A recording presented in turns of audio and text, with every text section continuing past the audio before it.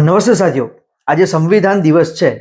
તો આપણે આ દિવસ ઉજવવામાં એટલા માટે આવે છે કે આપણે બધાને ખબર છે કે આપણે લોકતાંત્રિક દેશમાં રહીએ છીએ. તો શું ખરેખર આપણે લોકતાંત્રિક દેશમાં છીએ? અને બીજી વાત કે બધાને સમાન અધિકારો મળેલા છે, એટલે કે આપણે કાયદા પ્રમાણે બધા સમાન છીએ, આવું બંધારણમાં છે. તો શું ખરેખર આજે બધા લોકો સમાન છે? કોમેન્ટ કરજો, કેમ કે મોસ્ટલી આજે હું જોઈ રહ્યો છું કે આપણને જે મૂળભૂત અધિકારો પણ મળેલા છે બંધારણ પ્રમાણે. આપણે જે બોલીએ છીએ, હું આજે જે વાત કરી રહ્યો છું, હું કોર્ટમાં જે પ્રેઝન્ટ કરી રહ્યો છું, જે બોલી રહ્યો છું, ભાઈ એ બંધારણ પ્રમાણે જ મળેલો છે. તો આપણે ખરેખર બંધારણ ખૂબ જ મહત્વનું છે, બધાએ જાણવું ખૂબ જરૂરી છે.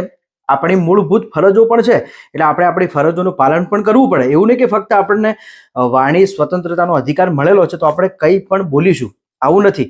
એટલે આજનો દિવસ સંવિધાન દિવસ છે, 26મી નવેમ્બર, બધાએ ઉજવવો જોઈએ.